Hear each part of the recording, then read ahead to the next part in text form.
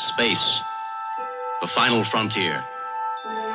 These are the voyages of the Starship Enterprise. Its 5-year mission, to explore strange new worlds, to seek out new life and new civilizations, to boldly go where no man has gone before.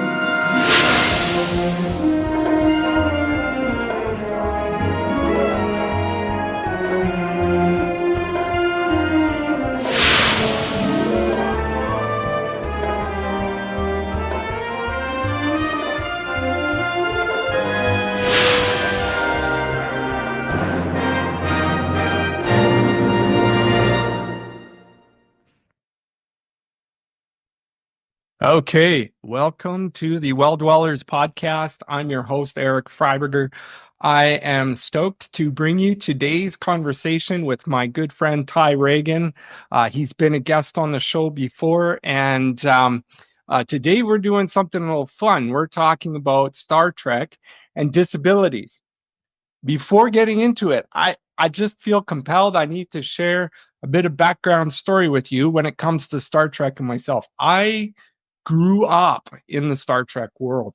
My mother was a Trekkie, and from a very young age, I have a lot of great memories of going into theater to see the Star Trek movies, coming out crying when Spock died, and then totally thrilled when he comes back. I remember telling my mom, when are they bringing the next movie? They got to start it right away. Mostly my day consisted of running home from school, throwing my books on the bed, and then stretching out in the living room while turning the TV on to watch old reruns of the original Star Trek series. Of course, I've been fascinated with many characters over the years, but I've always loved the utopian adventures of the Enterprise, and the community, as there are so many great, intriguing characters: Spock, Captain Kirk, Christopher Pike, and of course, many of the alien species they would encounter along the way of exploring the unknown frontiers. It was certainly one of my favorite ways and spaces to escape reality in. Of course, I don't know when, I didn't know then that the imaginary reality of these diversely abled and disabled characters would shape the way I saw my actual reality as I grew up. I didn't know that a lot of the things I was learning from the stories I was told as a child would actually become the reality of today. And I'm sure that can go for many Star Trek viewers. So Star Trek characters over the many years, of course, they have been created and lived out these storylines as their lives are revealed on screen. And they become incredible ways in which we today can see the real issues of how we understand disability and the issues that our community faces in society. Questions of human identity, accessibility, technology, relationships, and of course, the dignity in life. These are some of the turbo shaft doors to which Ty Ragan and I venture through while sharing some of our own stories and experiences. There's so much that we could have covered, and we could probably make a whole podcast on the different ways to explore Star Trek and the disabled community. But I hope that you can join us in the conversation and let us have some fun along the way while talking about Star Trek and disabilities. To start us off, let me ask you to drop a comment below the video or below in the show notes on Substack. Who is your favorite Star Trek character of all time? I would be intrigued to hear this. And even if you want to venture into why, that would be very cool too. I'd love to give you some shout outs from that. But Please subscribe to the Well Dwellers podcast and visit atthebottomofthewell.com. Consider being either a free or paid subscriber. I'd like to expand the community and have future events planned in person and online, and as well as grow the podcast itself with great audio and video and all the great stuff that we can do. And if you are inspired by this conversation, please share it with others. You are free to do so on your social media or tell people word of mouth about us. That would be awesome too. Thank you for listening. And let's dive into Ty Ragan's and my conversation, Star Trek and disabilities. Welcome to Well Dwellers podcast. I am joined by my friend Ty Ragan once again, and we are here for some fun today. We are exploring Star Trek and disabilities, and we'll see what new spaces and boundaries and frontiers we might find in the midst of this conversation. I have no idea where we're going. Ty is my guide today, so this is going to be a lot of fun. So let's beam me up there, Ty. Let's go. All right. Well, I mean, this is one of those unique topics because, as in our discourse leading up to this, as we point out, there's opportunities where Star Trek kind of shows a cure motif. That is, we're going to remove whatever the chronic condition is. But many times it's more of that healing idea. We're going to dismantle the systems that create the barriers for engagement and belonging. And those are seen with things like Detmer in Discovery, LaForge in Next Generation, and other ones as well that we throughout the series. There's many examples that can be noted. They also sometimes have some ableism tropes involved that we know of. For those who like to read or audiobooks, Star Trek and Ethics, Star Trek and Psychology, there's even a textbook about Star Trek and Disabilities that can engage at the beginning level. And I know the Canadian Disabilities Journal is hoping to have a Star Trek issue sometime this year. So I think that'd be interesting as well, especially with Canadian writers and researchers engaging with that. But I mean, as we talked, I mean, some of the things I was sharing preliminary, we were talking about, of course, I shared my own research of Star Trek parables that engage with the medical assistance in dying dialogue and the idea of life autonomy. I talked about Uhura in the original series where the Changeling Pro basically left her with a brain injury and she had to start back from square one, and they showed that rehabilitation process as only a bookended Star Trek episode can do, right? But they showed that struggles of rehab and recapturing what you had lost. And then we had that Next Generation episode where Worf was injured by the falling barrel and left with a spinal cord injury.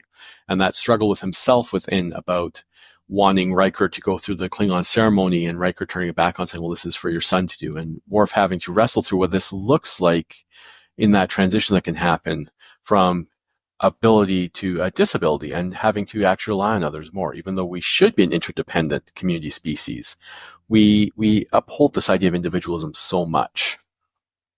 And then, of course, there's the character of Timothy in Next Generation, whose literal planet at 60 decides that you must end your life to make room for others.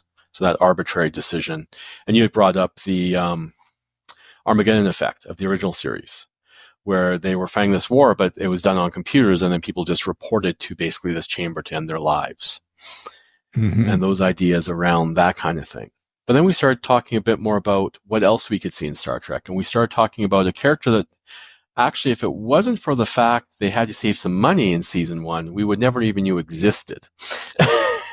Because the original pilot, Star Trek The Cage, even though Roddenberry pitched it as a wagon train to the stars, obviously using the vernacular, it would get producers excited, was seen as too cerebral and very affronting in the fact that they were afraid the Spock character looked too much like a devil, and how dare they have a woman as the first officer. And you can kind of see that sexism of the era with Pike's original comment on the bridge. I'm not sure if I can get used to having women on my bridge, even though his first officer was female. This character was created, and then, of course, it shut down, and Desilu Studios picked it up. Lucille Ball was the frontrunner to save Trek in the first iteration into the second one, where No Man Has Gone Before was filmed as a new pilot. So even before we got to the original trio of Kirk, Spock, and McCoy, we've been through 3 doctors already. And wow. Yeah. And then all of a sudden, because the doctor in the first new pilot wasn't McCoy, he didn't come around till the second episode that they actually aired first because they saw it as a better lead-in.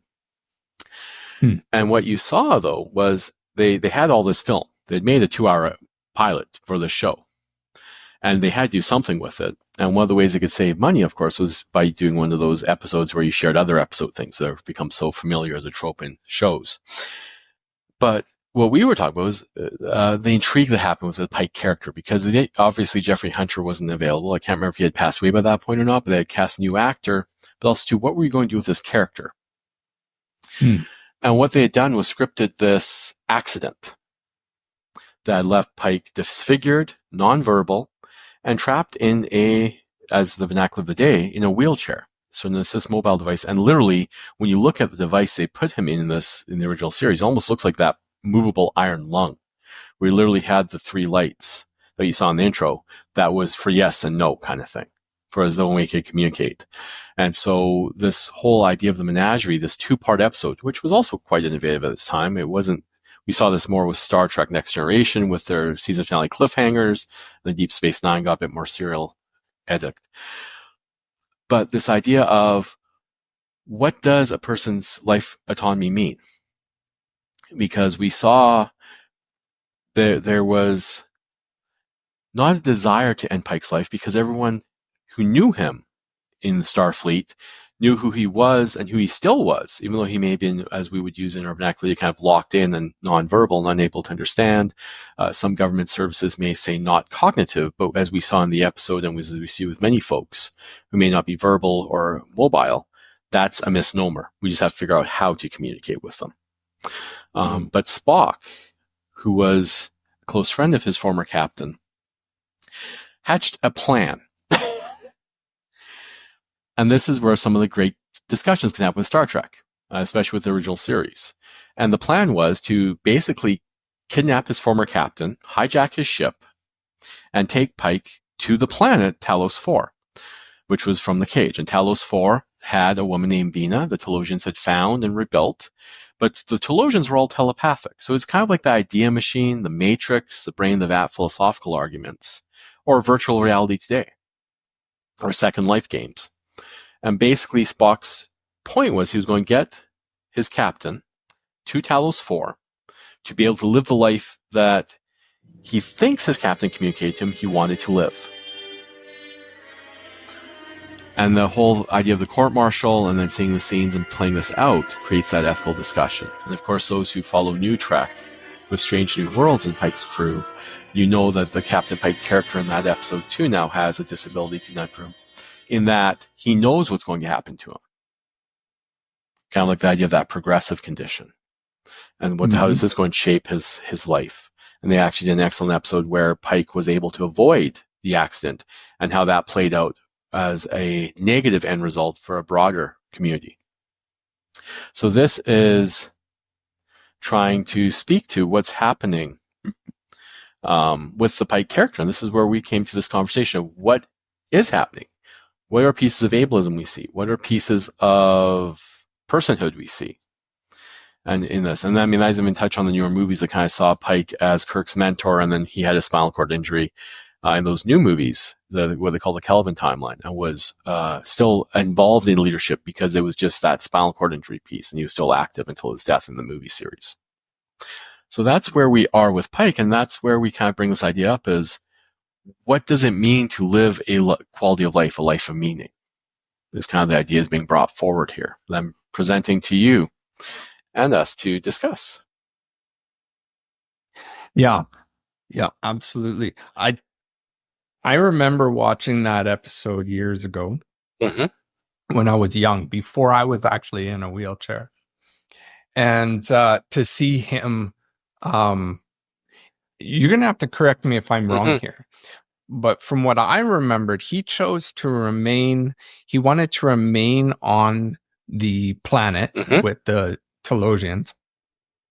But I think it was, like, for me in memory, it was more because he wanted the partnership of kind of that partner in life, the woman that was also disfigured and experiencing disabilities. who was also being supported by this kind of virtual life of the Telosian people. So he wanted to be in partnership with her, which I think is, if we reflect on it that way, it's, on an ableist side, you say, okay, well, yeah, he's maybe romanticizing the old Captain Pike, the old lifestyle of not being disabled. But he's also wanting a partner to share life with, someone who maybe even shares in some of the experiences he has in the real world, of the way the real world treats the disabled. So I think it's kind of unique in the sense of you want to highlight, is it a healthy choice to make, to retreat into this virtual sense? Or is it also just a reflection of the need to honor and respect life in the real world and the desire to find unique partnership in living life together and how we support that and build around that? Yeah. I don't know. What do you think? I think that's one of the challenges too, is because what folks also don't realize is how much we make, I just want to say, we may try and make disabled people eunuchs or infantilize them. So we don't want to think of that romantic partnering. We don't want to think of sex, of intimacy, and what that looks like, how that has to maybe adapt. And that, I don't even know if the writers at that time even understood that. The idea of that connecting point with Pike and what they were actually putting out there as life has progressed. That's one of the things that, after almost 60 years, I think the parables in Star Trek speak to across them. Some of them were right on the nose. I mean, you remember that episode with the people with the black and white faces and the racist overtone? But then there's some that what was even written about, we can't even start to unpack till now, as we start to develop more understanding and starting to see just how we have unpersoned folks. And that connection, that connecting with others, and that need for that is so much. And even how Spock was able to connect with his former captain, others couldn't, and understand maybe what he was looking for. But also that, how do you remove those barriers? As you're saying, could it have been a yearning for what he had? It could be, which is one of the challenges of grief work. I mean, if you've ever existed in disability communities, if you are a parent or caregiver or guardian of a person with disabilities, to get the funding from government services, to engage in the institutions, you are sort of always having to be in this constant forced grief cycle, because you're constantly looking at the lack from a funding perspective. Well, the lack of what can't be done, so you must bring the services aside, which makes perfect sense. You have to understand what services are necessary to thrive. That's why I like the changing in terminology in the autism community of not talking about low and high functioning, but talking about low and high support needs. What are the support needs necessary for that engagement? But then also in those support needs, who can actually see what's necessary for that connection you just talked about? So it's not just this artificial, well, we've included you, there's a spot. See, you were able to get into the space, and we have a nice spot over here by the table for you. But it doesn't mean anyone's going to talk to you. They may talk by you. I mean, how many folks, when I remember that episode too, how many times they talked over Pike in the wheelchair? Because he only had that simplistic answering. But it's like, how different it may have been if they actually talked to the person. But how easy we do that.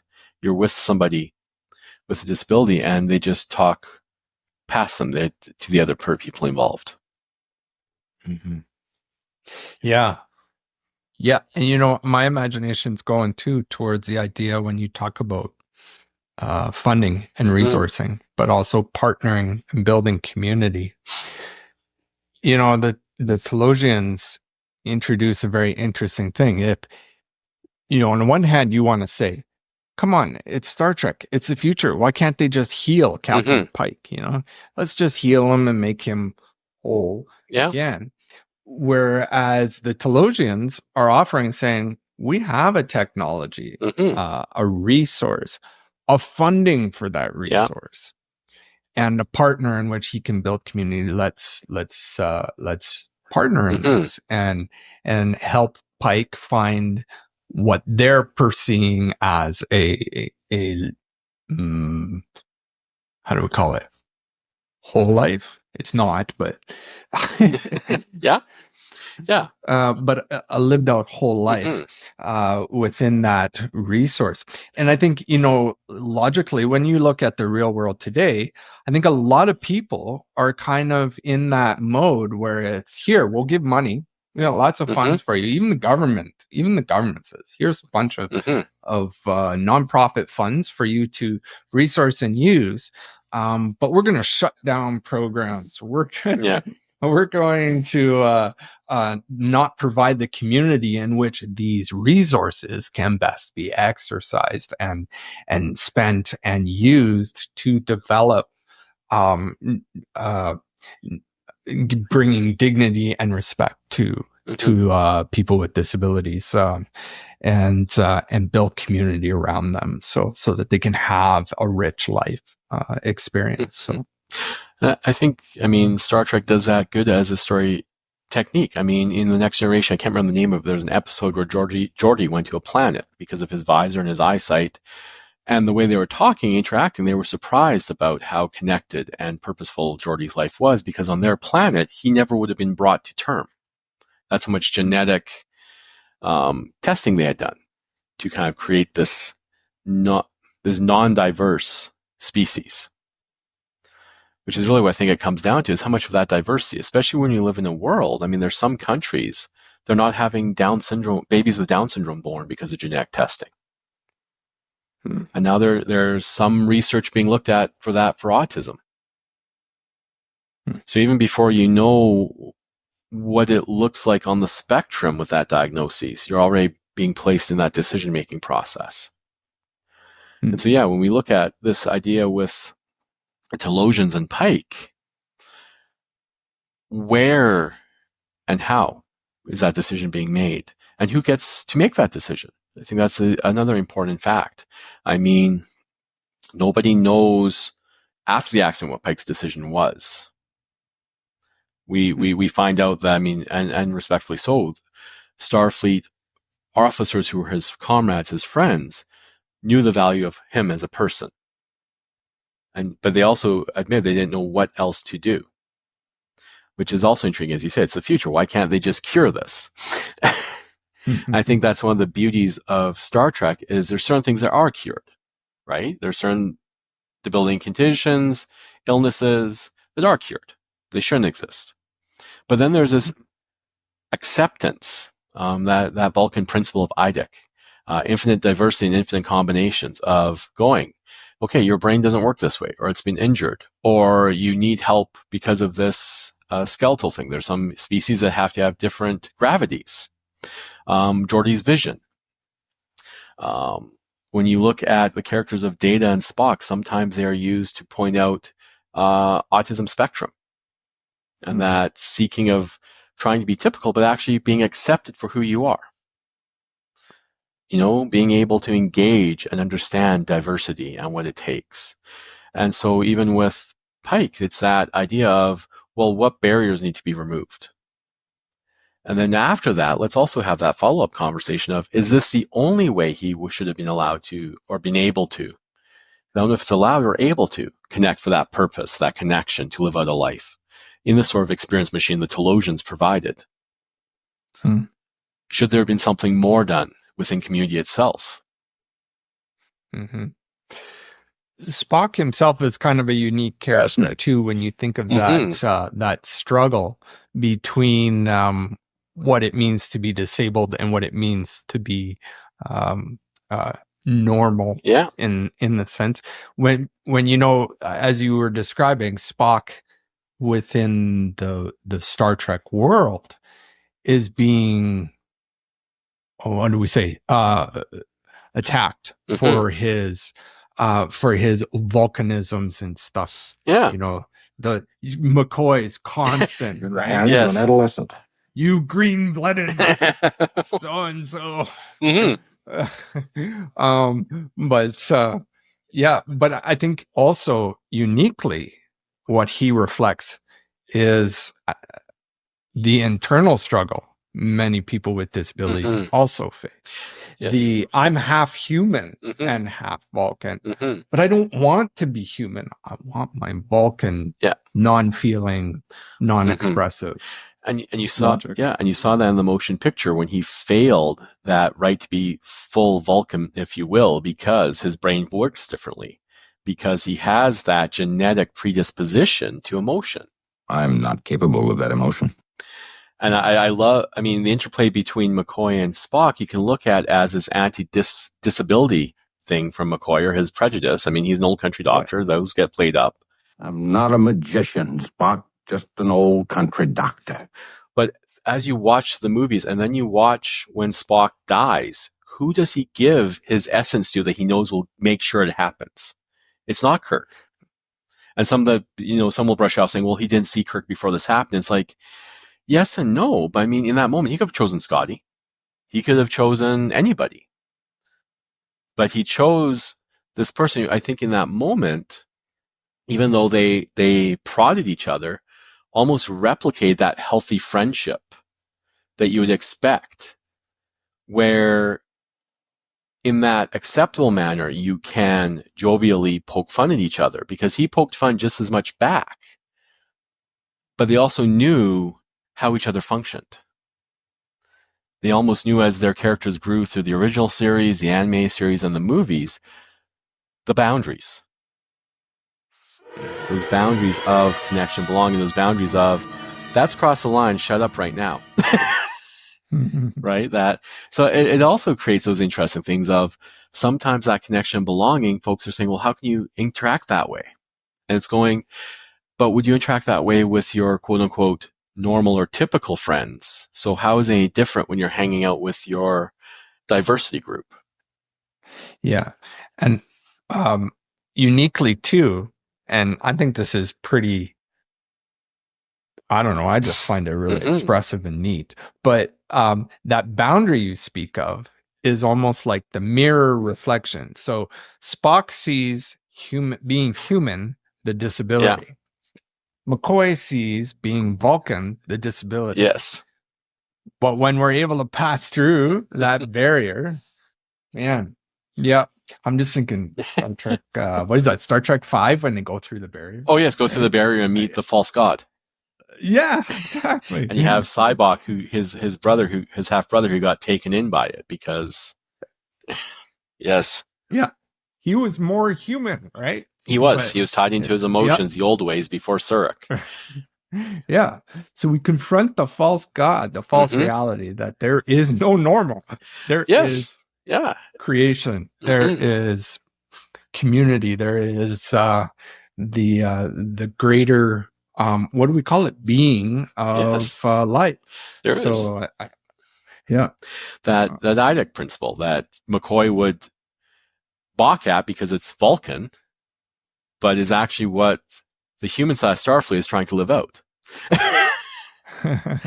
And that's, I think, the beauty of the parallel with it. Whichever series you resonates with you, there is that core of, there's this diverse group of folks with a whole lot of different things going on, trying to figure it out in different situations. Your illogical approach to chess does have its advantages on occasion, Captain. I prefer to call it inspired, as you wish. Do you think that's changed since the original series to some of the newer ways it's being done? Like, when I think of going back to Pike, to me, Captain Pike was always that original reflection of the man that was injured severely to the point of non-cognitive, confined to this Segway wheelchair. Yeah. And horribly disfigured. That's Captain Pike to me. Yeah. But when I see him projected in current, like the movie parts of seeing Captain Pike as this model of a figure in just a sporty wheelchair, or even Strange New Worlds where he avoids it altogether. To me, it just kind of to me, it takes away from the character. That's not Captain Pike. No. And it can, because I mean, part of it was that brooding aspect of Pike too. When you actually watch The Cage, you could tell he had PTSD, as we would understand it today, from that experience on the planet beforehand. And he was struggling because he did struggle with losing his crew members. And that's the thing, I think, where Strange New Worlds gets it right, though. Because when you watch Pike in Strange New Worlds, there is that avoidance. He doesn't want to deal with the future he knows to come. But how many folks get that diagnosis and do that same thing? Because that I think through with my own health issues, I kept pushing beyond even when the doctor said I did, because it was easier to keep going into work and doing what I knew to do than to deal with the mystery of what was going to exist over here. Even though once I dealt with it, interact with that mystery over there, things got better. Mm-hmm. But also too, I noticed with Strange New Worlds, and some people miss the nuance of, there is something about the captain's table. He cooks with his crew members, and he opens up his quarters to cadets up to his senior staff to eat together. Mm-hmm. So once you have that boundary, once you understand that, like there is that professional, well, this is my crew who died in the cage, right? Mm-hmm. Just like, when I worked in the field in nonprofit, sometimes you had to let staff go, sometimes staff left, and there was those, or sometimes clients passed away, and you struggled with that. But now all of a sudden you see how Pike does it. This isn't just his crew. What's the difference? Once you share a meal with somebody, what changes? You're letting them into your personal quarters to cook with you. There's this moment in the shows where you actually see he's trying to show Spock how to cook and do dishes and things like that. And you start to wonder, you start to say, okay, so for him, because of the lifestyle of being a captain, it really was that this is the family. Hmm. Kind of what they get to finally in the movies with the original crew. We are, in Star Trek V when they're camping, Spock, Kirk, and McCoy. Well, why are we here on shore leave? Well, people like us don't have families. And it comes full circle of, no, we are each other's family. But then it also ties into this. Why is he avoiding that progression, knowing what's to come? The wheelchair, the disfigurement, the inability to communicate. And you start to think, well, it's not just he has a definition of career and then whatever the family connection is. It's both together. So for him, what happens when you lose Starfleet? Because Strange New Worlds happens after the Talos 4. He knows the Telosians are there, but also too, where's that internal struggle of, but going back there means everything I tried to escape in the cage, because it literally was that cage for having Adam and Eve again to start over their planet, right? Mm-hmm. So then I'm thinking, what's going on in this character, in this person's mind, this struggle, and how does that relate to ourselves? And it's also a hard struggle because I'm sure he's also aware. How many folks that he calls friends now, after this happens, will stick by him? I read a Star Trek Enterprise book a few years ago. I was recovering from my own health issues. And they talked about the Jonah effect in it. And the effect of basically on starships, not wanting to have illness or having people who are seen as jinxed around them because they're afraid it's catching. Mm-hmm. I thought of my own mom going through her cancer diagnosis before she passed away and how many of her friends walked away from her. And even with my own health or other folks, and realizing how many folks got lost along the pathway because was it just too hard? Or was it there was this implicit bias they were unaware of, that they were afraid whatever we had was catching? Mm-hmm. And so there's that loss of community as well. That's hard to recapture, especially in most places don't cultivate belonging. They cultivate, well, there's a spot for you. We're inclusive.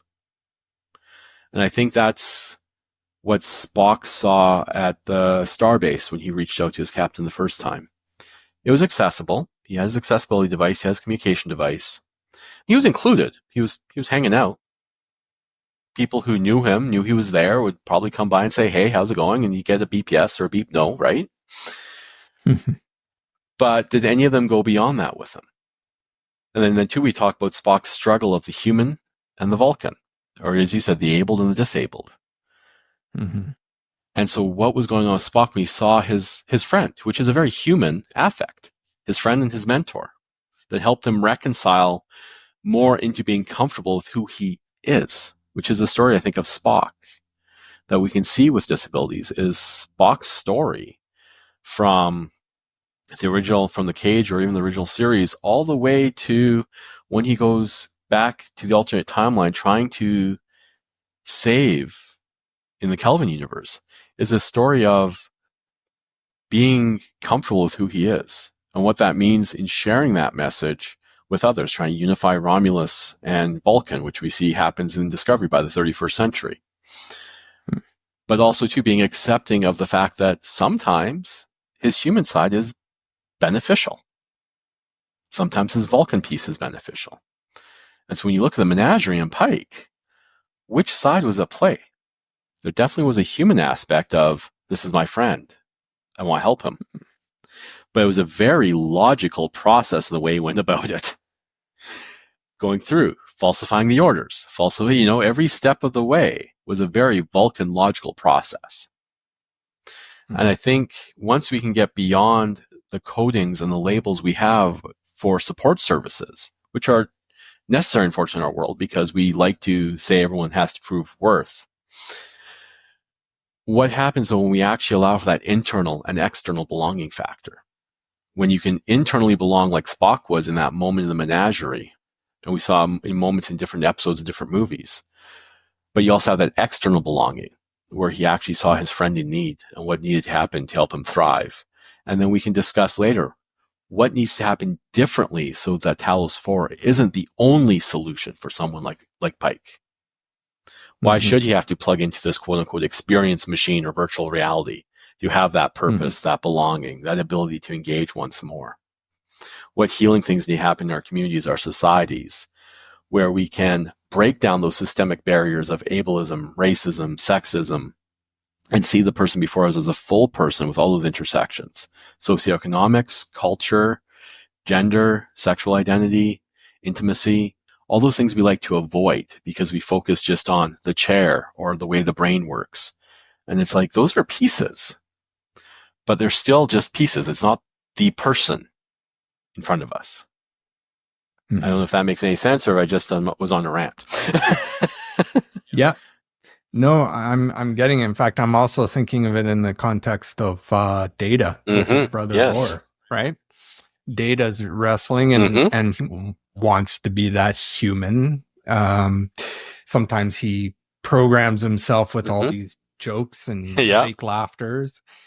And I remember watching it before I was even in a wheelchair too, and thinking, Data, do you realize the more human you are, the more annoying you are? Totally. Yeah. And so, but then he meets his brother Lore, and the evil side comes out, which later I think in the series they do well, where even Lore begins to want to be better. Yeah. And not be the bad guy, the evil guy. And him and his brother kind of feed off one another. Yeah, they do. So, yeah. But I think it shows that Data was learning from his brother even that being more androidish is probably the stronger, more empowering character and being he is, and why Dr. Soon. Favored him or loved him or considered him the next generation type thing. Yeah. So, and you can even see that with that when he finally has the emotion chip in First Contact, that movie, and he wants to turn it off, but he can't, and he's scared. And Picard's interaction with him just basically like, this is what you wanted. Now you got to figure out what to do with it, which is a challenge in itself, right? Emotions, and how many people go through that process of reconnecting with those because of trauma or different things, and then not knowing how to process them. How do we support that? How do we support someone who can't communicate, who's nonverbal or uses a communication assist device like a Switch or a pod book or a pod tablet has very finite communication parameters.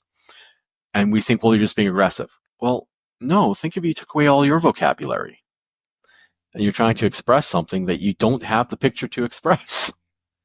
And I chuckle, but it's like, how many folks get labeled maladaptive or aggressive in support services? And it's not because they are, it's because that level of frustration, what they're communicating emotionally, has nothing to do with the conversation or the request, but they just don't know how to use their device, doesn't have the proper parameters to basically communicate what they need you to understand. Or how many folks have that level of support they need, and in very intimate things. And I know people think intimacy is just sex, but intimacy is emotional connections, but it's also, think of things like toileting. If you can't toilet yourself and you need someone to help support you, even just to move you to the toilet or to physically change you, our system just says anyone can come in and do that. It's jarring. I mean, how many people just accept a stranger to do that? Right? Like, and I understand how systems work. I understand funding cycles. I understand all that. But there's also a dignity personhood perspective that means some of these things have to happen more slowly than they should have to, or we have to introduce those connections, which means we actually have to have a system surplus of folks, not a responsive system or reactive system like we have now. We actually have to build surpluses and margins into our systems that allow for acquirement and allow for change as people age, so that that dignity is still there. So we don't have to be like Spock in that moment and go, okay, I'm going to break you out of a starbase, steal a starship, and take you to this far off planet we had a kind of weird experience at, because no one else knows what to do. And I think that's part of it too, is what's proactive, what's reactive. And you brought up Star Trek V, and in the maid conversation, I opened my paper I wrote on that with that scene with McCoy, when Cybok says, "Show me your pain." And that's how Cybok would brainwash people. He'd have them release their pain, right, and come to grips with it. And McCoy's was his dad. And again, you talk about the Star Trek future where everything should be curable, but his dad had an incurable condition and was fading away, and his son was a doctor, and he asked his son to end his suffering.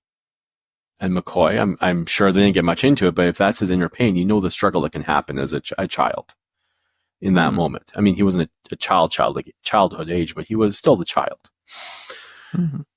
And I mean, I've been in many conversations with folks and walked with them in that decision of the yes and the no. So I can understand that perspective as well. But what stuck with me was the one quote that gets overlooked sometimes. And it's they found a cure, damn it, 3 days later. Or however many days, it may not have been 3, and just how much guilt he held with that. But at the same time, how much guilt he would have held if the cure hadn't worked for his dad. Like, it's that ambiguity at the end, right? I think that's one of the challenges too that can happen, and where shows like Star Trek can help us engage with these conversations. What does this need to look like in a healthy, interdependent society that respects everyone's personhood? I think that's one of the biggest conversations Canada needs to have. But the challenge is we're not nationalized like most of Europe, where the federal government can just say, this is going to happen, it's going to happen. We are, the way we colonized means that we have 14 distinct governments trying to come up to decisions on things. Now, have you ever been able to get 14 people on board to do anything quickly? And I mean, never mind 14 people representing very diverse population groups, plus their own ideological perspectives they were elected by. And so that creates its own challenges. So infinite diversity, infinite combinations, yes, but what's the core value set we're working with here that can allow these things to grow and happen? Because there's still that core value set in Starfleet: exploration, belonging, purpose. You know, when they joke that, you know, Star Trek 4, when the doctor the whale doctor takes Kirk out for dinner and he has no money. He's like, well, our future doesn't use money. And how foreign that can seem. because the benchmark for value in social capital is no longer what you earn. I just want to rephrase that, because social capital was a big issue during the pandemic, where we allowed the fallacy of pre-existing conditions to be an okay reason why someone passed away from COVID, where we allowed age to be a pre-existing condition. And that's like, well, we were like, all like, well, that's okay. We just want our nachos and beer back, man. Come on, just let's roll with it. Let's pull the masks off and have some fun. And not understanding that, no, there's a reason here. And the reason was stipulated, well, social capital. Well, they're older. It's okay. Well, they're this, they're that. And social capital was never just about how much you earned or how much you could pay in taxes, or, you know, that fallacy that's used of the taxpayer, not the citizen we talk about now in election cycles. Most seniors don't pay taxes. Most folks with disabilities don't pay taxes. Does that mean their viewpoints on things as a citizen do not matter? Does that mean low income folks who don't make the tax threshold don't have a say in this? I mean, at the civic level, if you don't own land, you don't pay taxes, so you have no say in this? So that's the citizen piece, and that's where I think Star Trek really does help understand this. You are an engaged person here. What is a man but that lofty spirit, that sense of enterprise, that devotion to something that cannot be sensed, cannot be realized, but only dreamed, the highest reality? Yeah. I feel like I want to talk a bit too about the role of spirituality. Sure. and the false narratives that religion and spirituality can also be carrying a message that is a wrongful way to approach death. Let's just put it that way. You know, and I'm thinking as you're talking about this, about the episode with Worf and his son. Yes. And the whole Klingon response to disability and when he was paralyzed. And of course it's time to end my life. Yes. And we have rituals and religious traditions that will uphold my honor in my death.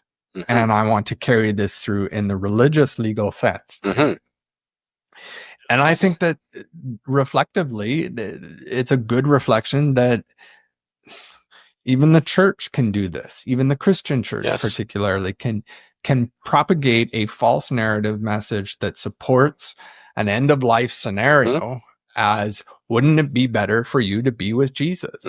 I remember just being in conversation a couple of days ago saying that, you know, the church does all this discussion and talk about making our buildings accessible, funding and so on, so that the disabled can be a part of Sunday morning gatherings to hear the gospel message. What is the gospel message?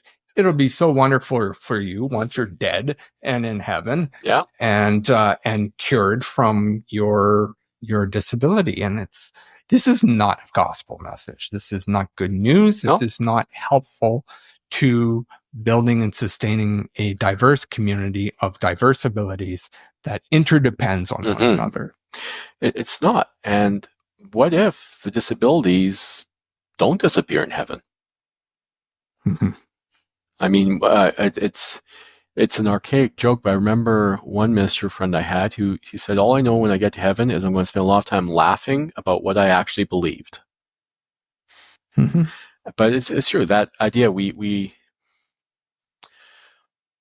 even if they're not colonial white males anymore, we do still use that to kind of wash over the purpose of community that church is. And we create the idea, well, it's accessible to the gospel. There's a ramp around back, or we have a lift in the building, or whatever, you know, the list is. So you can be here. We even have a spot for you that you can park your device so you won't be a fire hazard.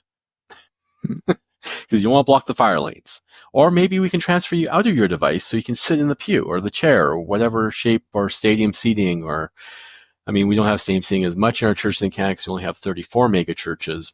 But I've been inside of those kind of like large, sprawling post-secondary style campuses down south. But, you know, or we have that special ministry, or whatever word we want to use for it. So there you go. And then most people know that's the church that has it. So you get directed there and you're going, but we can literally walk down the block here. We have connections here. Why should we have to go elsewhere? Why are we othered? Because we will be that financial burden, or we will make people uncomfortable because now we're going to talk about a bathroom renovation or about the fact that the building doesn't work for people. I mean, when it's one thing when people renovate when you're older, and you can create space so everything functions for the seniors in the congregation at one level. But when it's younger folks who you've said, well, the stairs are where all your spaces exist and basements are upstairs for youth, children's, young adults. And now all of a sudden there's folks using wheelchairs who are younger. Mm-hmm. And now they're being confronted that building pride, if you will. Yeah. I think it's important though, as I know we were talking about this a couple of days ago too, you and I, but while we don't want to be othered in the organizational sense, a special needs ministry type definition, I'm also very worried, and it's been my experience, that if we don't discuss, highlight, and maybe create a identity of disability in the church, we are naturally unspokenly othered. So you've got like Pike, right? Yeah.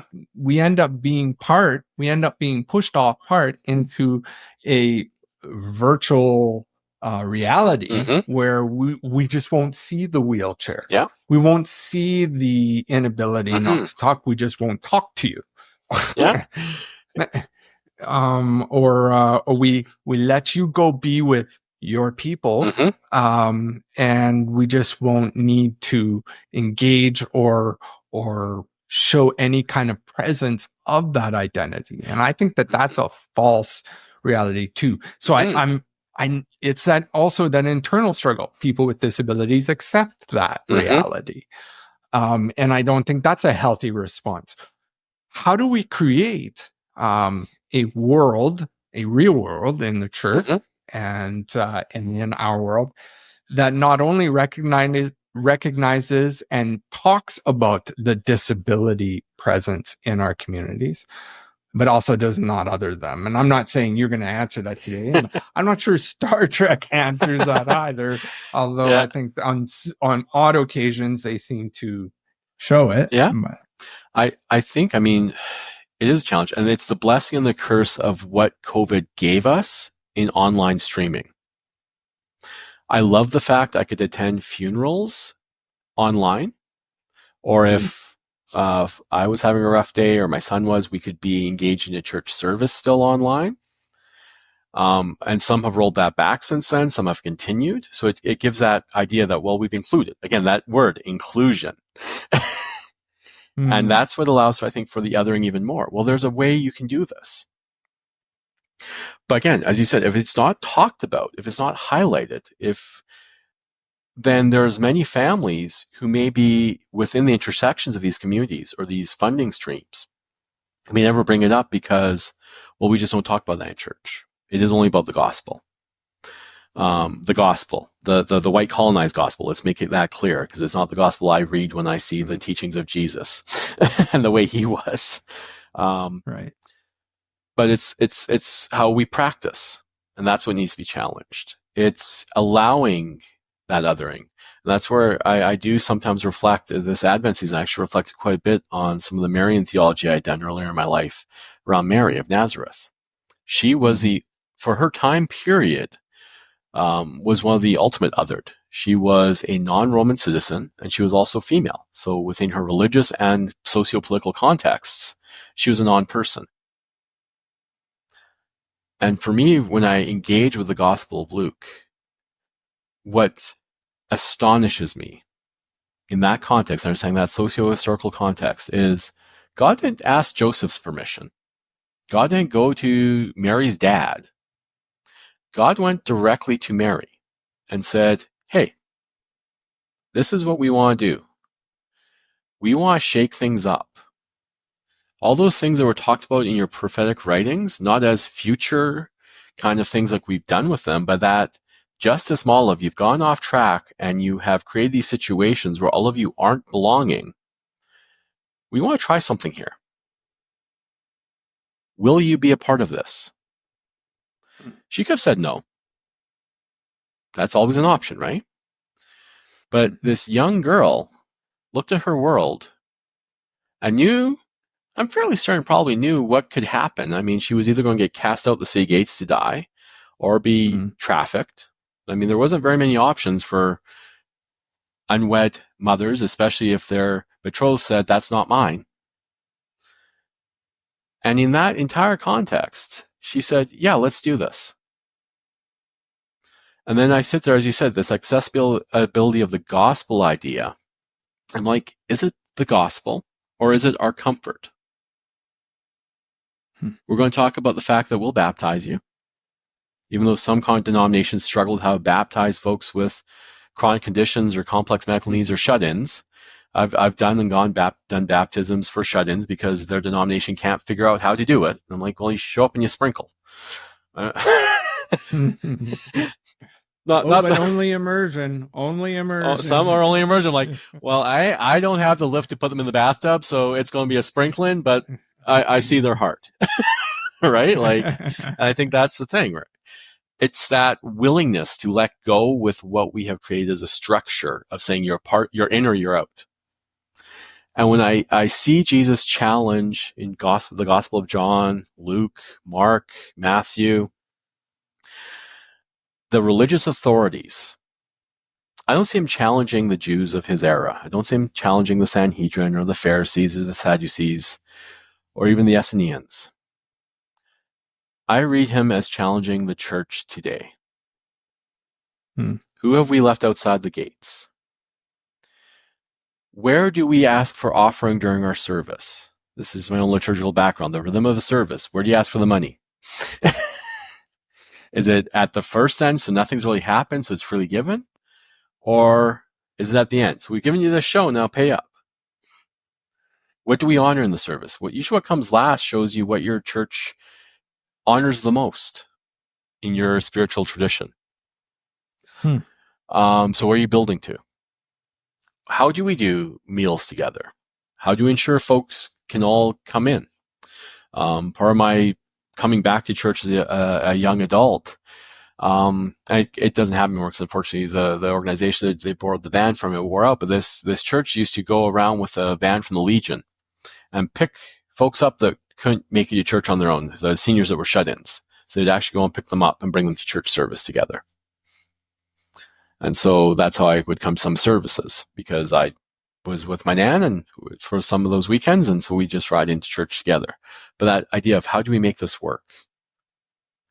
How do we, some talk about, the physical, well, it costs so much money to renovate. Okay, are you renting to anybody? Because guess what? That's an inroads possibly to maybe some grants. Your renters could apply for the grants because they're using your space. But also, too, the question I always say is, when we talk about accessibility of the gospel, what was the gospel? Was it this independent choice, or was it this interdependent community that actually broke down the systems that kept people separated from themselves, as we talked about the character of Spock, his interior separations, kept them separated from others with the Spock and Pike narrative, and then that broader spiritual narrative of the separation from Creator. And I think too, you're talking a lot about the communal response. I think also the individual response, particularly from the disabled people. I love that image, that picture you were drawing of Mary and the calling upon Mary, and the strength of character she showed to say, I can bear through this. I can carry that cross. And the disabled people face that same call. And I think that it's important for people with disabilities to maybe build ourselves up to be willing to, engage those conversations of ableist judgments, not with a judgmental response per se, or separated response. I'm going to separate myself from that. But kind of like Spock would do with McCoy all the time. You green-blooded hobgoblin, and he'd raise that one eyebrow and let's get on the turbo lift together. I'm trying to thank you, you pointy-eared hobgoblin. and talk more, because I've got some logic to share with you. But I think, yeah, we live in a society that is very, very much afraid to offend. And I know I'm on, I don't want to use those fancy terms. It creates too much polarization. But I don't think we need to we need to be willing to be the offended, I guess, and embrace the being the offense in some sense, and to talk about it, not to try and avoid it, and not to run away from it either. So. No. Yeah. Definitely. And being willing to push. I mean, when I read, so I read, the autistic priest, he's from Calgary, but he works in the U.S. at a Catholic parish. And I love his approach because he doesn't do this. Well, the church has to prepare to be open for folks with disabilities. He basically just says, we're here. So you either are the church or we leave.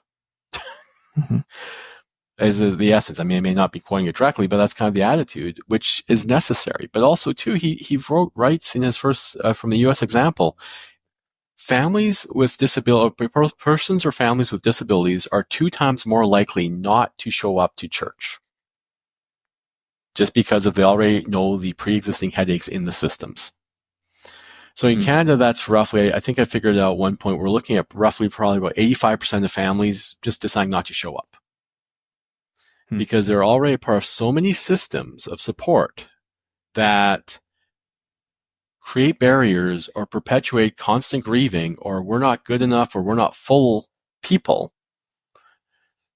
Why am I going to take time to try and engage with that in another space where I have to be the advocate once more? So I think that's an important thing to understand as well. I mean, churches has become another systemic barrier to belonging in some respects. Not all, of course, we can't, but overall as a system designed, there are pockets, there are parishes or congregations that may have a different approach. When you look at the overarching systems, they're really designed in an ableist mindset. You must rise, you must do this, you must do that, you must flow, there's different ways, right? Even when we think of ordination, it's a very academic process. And there's still that idea that the persons with disabilities exist in the church for the folks in the church to be able to show the love of Jesus and show their ministry, which, aside from being very patriarchal and pedantic and patronizing, misses the point that every person has their own vocational calling and ministry they're shaped and called into. And because we have our own stereotypes, prejudices, and biases, we're missing out on, well, as it currently 1 in 6 Albertans having a ministry in our church because they live with some form of disability. I was sort of trying to think of a really unique way that we might dock the ship, if you will. And I was sort of thinking as you were talking there, isn't it unique? And perhaps one of the reasons why Star Trek seemed to always find these ways of being such a unique community is they are all in the ship together. It's not like they can walk out. Precisely. Many of the churches, the church today, you might be more comfortable in the other church down the way. Yeah. That's not an option when you're in space and on one ship. Yeah. So, very true. Yeah. How do we dock this ship here? I think it's part of churches needing to move out of the consumer mindset back into a bit of the archaic understanding of parish. We are the soul of a community, and as such, we must function as that starship. How do we create that celebration of the Latin term Imago Dei, the created image of God, which is infinite diversity and infinite combinations, as Jesus' life and teaching showed us, as Mary's powerful yes showed us, And as the writings of Paul talked about the body being diverse, so that we are that functioning soul in our dysfunction, so that everyone knows they have intrinsic value in the person they are. Mm-hmm. Cool. Yeah. Well, this has been awesome, Ty. It has. Thank you, Eric. This is I've great. been excited to do this for a long time now, and maybe we'll do another episode on Star Trek in future. That would be a blast. This reminds me so much of when I was a youth pastor, and we'd use different pop culture movies and TV shows and Star Trek to discuss harder topics. Yeah. Yeah. This is going to be a little off the topic, but I was also sort of thinking about Star Trek and Star Wars. Oh, yes. And the rift that seems to be between the two fan clubs. But I was thinking, even in Star Wars, you've got Vader, you've got one-handed Luke. Yeah. You got lots of good disabled. So maybe we'll find another pop culture spin-off for a future episode. Excellent. And I mean, Doctor Who 2 years ago admitted their ableist tropes in their villains and redid Davros so he wasn't a wheelchair user. Okay. Yeah, so there's lots of things. I'm an old school Doctor Who. I watched the old Doctor Who. I haven't even dived into the new one. I don't know. It just didn't seem to resonate as much. But anyways, thank you for being on Well Dwellers podcast again. This has been a lot of fun. Thank you for having me.